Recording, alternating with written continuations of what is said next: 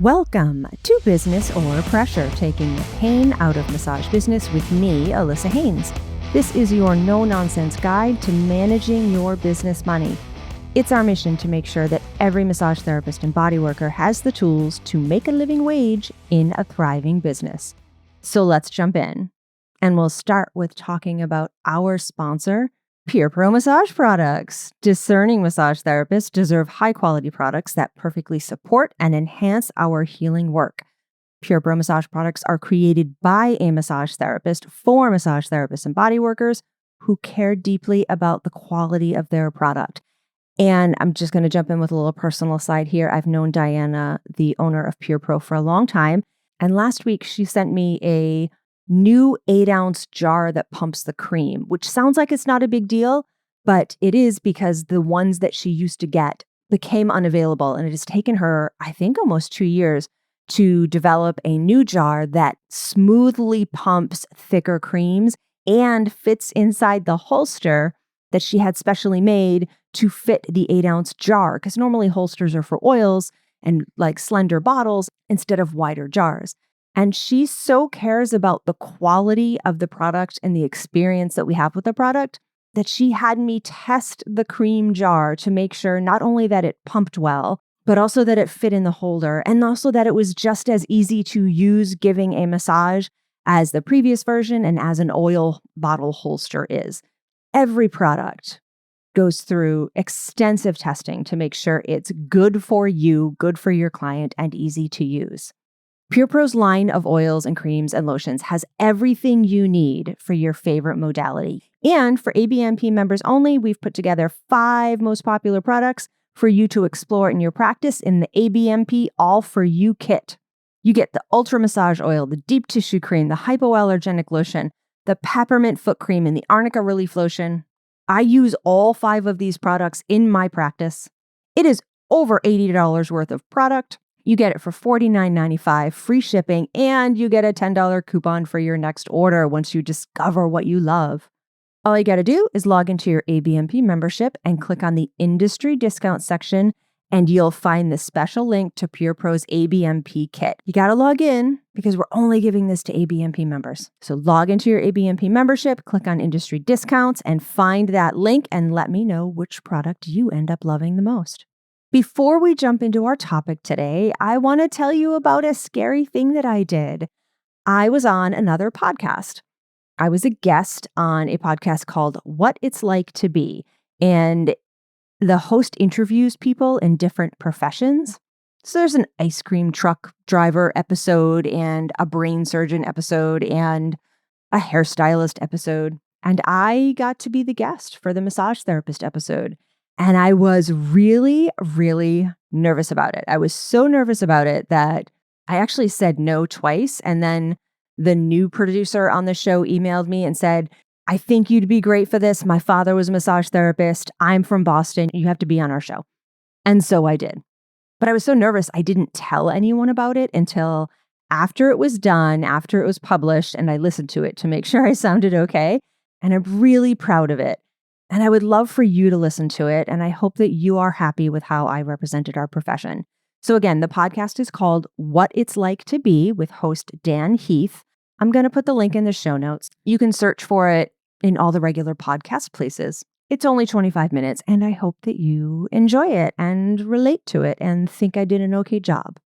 Okay, so currently I am recording this in July, and this will air in July. And a thing I've done for this month, and I had to start planning a few months ahead, is to have very little to do this month, work-wise. I want to go into my office. I want to massage. I want to go home. It was important to me to get to spend a lot of time this summer with the kid who's at home. I get pretty tired of meetings and appointments, and so I did my best to schedule as few business meetings and personal appointments this month as possible. And I have to say, I'm really enjoying it. And in that spirit of less work, this episode is not going to give you a task.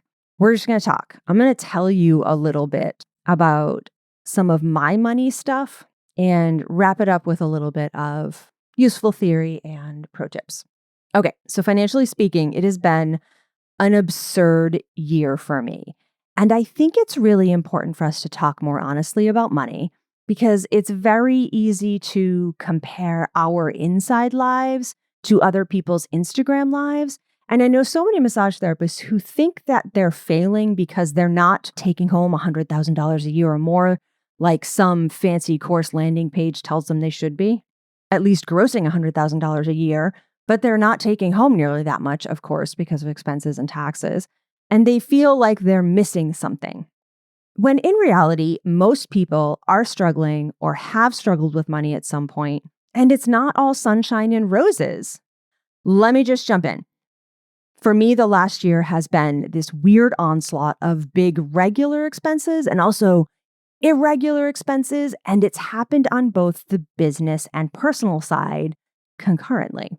So last May, I took 5 weeks off of work to have surgery. I'm fine. I had my deviated septum fixed, and I have to say breathing is awesome. And I had prepared for that well, and I had saved the money that I needed out of pocket for the surgery. But it was a big hit to my savings accounts, business and personal. And then when I came back to work, I came back a little more slowly because it was summertime when I came back and things were weird. And I got back into the swing of things, and then I got dental work, like needed in a hurry dental work in October. You know what that's like. And then in November, all my LLC fees and annual subscriptions to like my scheduling software and my graphic design software, all of them renewed on an annual renewal. So November was like just bonkers with big annual bills. I took a week off of work in December, which I had prepared for, so it wasn't a big deal. And then I've got 2 nieces getting married this year. So in January, there was a bridal shower. In April, there was a wedding that included travel, time off of work, paying a dog sitter. I've got another bridal shower this weekend, so another gift. And thankfully, that wedding is a local wedding in September where I don't have to do anything but pay a dog sitter. Okay, and then in February, I had more in a hurry dental work. Yay. And then in March, I had tax preparation fees for the business and personal. And in Massachusetts, because I was filing as an S Corp, I had to pay this big corporate tax fee. And then in May, my car insurance and all my business licenses renew. And then in June, I took a week off for the kids' high school graduation party, and we had house guests, and it was a whole thing. And in the middle of all this, I had eliminated at the beginning of this year 2 small income streams because I had intended to add another day a week of massage and massage clients to my schedule to make up for that income. And then, as that was all happening, my partner's job changed and is now less flexible and more demanding. So he was and is the primary parent, but because his job changed and because the kids' needs have changed, I have temporarily given up on returning to full-time massage because I'm doing more in the home. And then just last week, and I promise this is the last one, I finally felt caught up. For July, I raised my weekly paycheck, and then boom, I got a big bill from the state because for a couple of years, my payroll company messed up and missed some withdrawals for a state thing. And I had to very quickly find some money to pay off that bill and the penalty that had accrued. And that was a bummer. So yeah, the last year has kind of kicked my financial rear. And I'm not sure what the next 6 months are going to look like, hopefully a little more stable. And at the same time, it's all going to be fine. It's going to be a little tight for a while. I'm not buying new clothes or buying new equipment for the office, but it's fine because I had really good budgets in place for both my business and personal finances. This didn't happen quickly. It took me 2 or 3 years of budgeting, and I use the program You Need a Budget. I'm a budget coach for people using that program. That's no secret. You can get the same results if spreadsheets or just pen and paper work well for you. But it took me 2 or 3 years to really nail down all of these weird, irregular expenses that tend to throw off a budget. So in addition to having an actual tangible list of these, I'm air quoting it, irregular expenses, I had the skills and I had the tools to see a lot of this coming before it came or as it was coming in versus being really surprised by it 2 days before a due date. And that is so much better than I would have done 10 years ago. It took several years to build up the savings that kept me afloat in the last year. Budgeting and learning how to manage your money is a long game. It takes practice to develop a skill. Like the moment I heard that a niece was engaged, I created a little line in my budget for Aubrey's shower and wedding. And then when I heard the next one was engaged, I created another line in my budget for Ella's shower and wedding. So I could see them in my budget when I managed my money every week, and I couldn't forget that that was coming up. But it took a long time to remember that my scheduling system has an annual renewal every November, and mark it in the calendar or mark it in my budget, whatever way makes sense, so that I am saving up for that no later than the summer, and it gives me 3 or 4 months to set aside that money. There are fits and starts. There are victories and setbacks. You're going to feel really proud when your savings account hits that 3 months of expenses number. And then you're going to feel a little bit defeated when you don't have quite enough money in the car repair fund to cover the cost of new tires, and you have to borrow a couple $100 from the vacation fund. That is normal to have ups and downs. But there's really important perspective here too. I could look at the last year of stupid expenses and feel really lousy about not planning more accurately. But instead, I am choosing to take the perspective that says, good on me. I was still able to contribute to my retirement accounts, even as all this was going on. Even though I didn't max them out the way I wanted to, I was still able to keep contributing to my retirement all year in the midst of all that madness.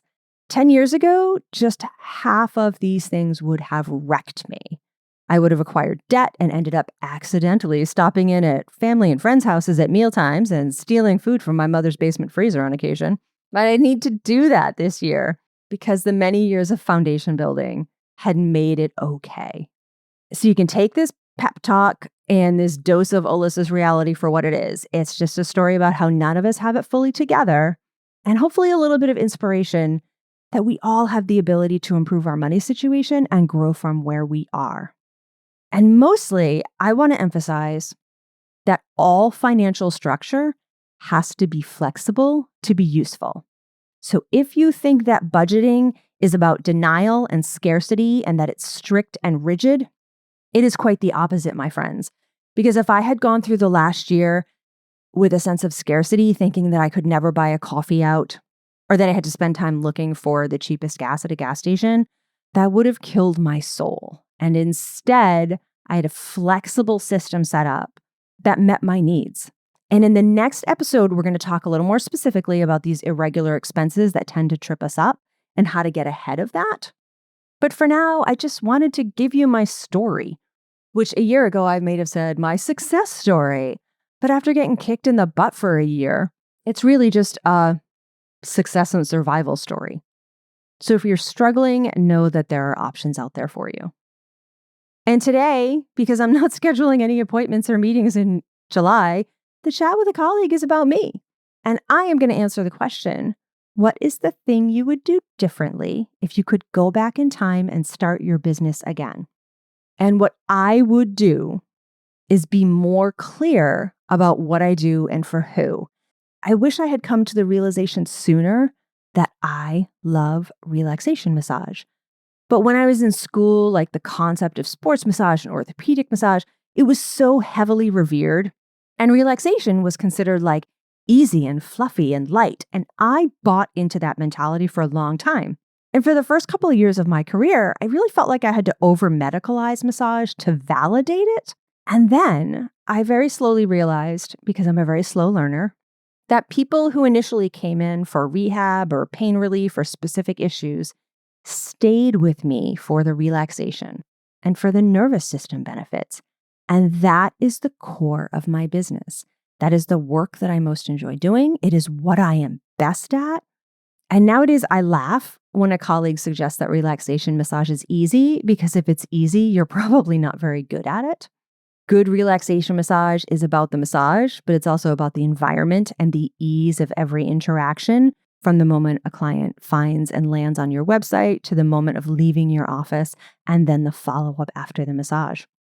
I looked at my schedule the other day, like a month's worth of clients, and I thought through each client, and most of them came to me for a reason like a shoulder thing or headaches or whatever, but then they never left because they learned how good physically and mentally they can feel after a relaxation massage. And they want that. They want to keep getting that. And I wish that I had embraced that a little bit earlier in my practice. But also, I like the journey that it took to get me here. And that's it. If you have a question about running your business or an idea for an episode, I want to hear about it. Reach out via email at businessorpressure@abmp.com. You can also find me building websites and budgets and coaching massage therapists at deepbreathdigital.com. You can go to deepbreathdigital.com, see the services I offer. I'm not taking any new clients for anything until September because, again, I kind of needed a light summer. But you can check it out if you're interested and you need some help. And you should make sure that you're subscribed to ABMP's podcast so you don't miss a beat. I will see you right back here for the next episode. I can't wait.